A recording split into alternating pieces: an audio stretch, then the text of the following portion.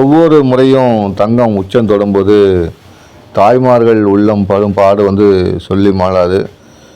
ஏன் தங்க விலை மட்டும் உயரும்போது மட்டும் ஏன் இப்படி சோகமான நிகழ்வு நடக்குது அப்படின்னு பார்த்தீங்கன்னா, தங்கம் மனித வாழ்வியல அதுவும் குறிப்பாக தமிழக மக்கள் மத்தியில் தவிர்க்க முடியாத ஒன்று.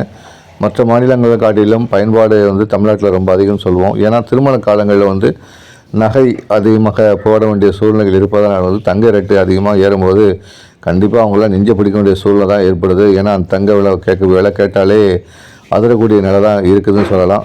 அந்த வகையில் கடந்த வருஷம் 55,000க்கு விற்ற தங்கம் இன்றைக்கி 98,000 வரைக்கும் விற்பனை ஆயிருக்குன்னே சொல்லலாம். 98,000 தொட்ட தங்கம் இனி 1,00,000 தாண்டி போகும் அப்படின்னு ஒரு சூழ்நிலை இருக்கிற நிலையில் தான் இந்த ஒரு வாரங்காலம் பார்த்திங்கன்னா தங்க விலை மலை சரிஞ்சிருக்கு. கிட்டத்தட்ட ஒரு 10,000 வரைக்கும் குறைஞ்சுன்னு சொல்லலாம். 98,000 கிட்ட தங்கம் தற்போது 88,000 ரூபாய்க்கு வந்திருக்குன்னு சொல்லலாம் பவுன் தங்கம்.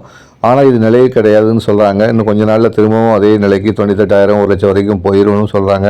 ஆனால் தற்போது நிரந்தர தற்காலிக தீர்வாக இப்போ 2 நாட்களாக தங்க விலை குறைஞ்சிருக்கு. அதனால் இந்த 2 நாட்களில் தங்கம் வாங்குறவங்க வாங்கலாம் அப்படிங்கிற மாதிரி தான் நிலை இருந்ததுன்னு சொல்லலாம். இருந்தாலும் செய்தாரம் செய்கூலி இருக்கும்போது மீண்டும் நெஞ்சை தான் பிடிக்க வேண்டிய சூழ்நிலை இருக்குன்னு சொல்லலாம்.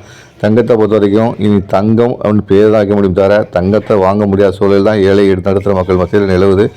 தங்க விலை குறித்து நீங்கள் இன்றைக்கி கமெண்ட் பாக்ஸில் பதிவு பண்ணுங்கள். தங்கத்தின் மீதான மதிப்பு தமிழக மக்கள் மத்தியில் எப்போது குறையும்னு சொல்லுங்கள். தொடர்ந்து நம்ம இது சம்மந்தமான விஷயங்கள் நிறைய பேசலாம்.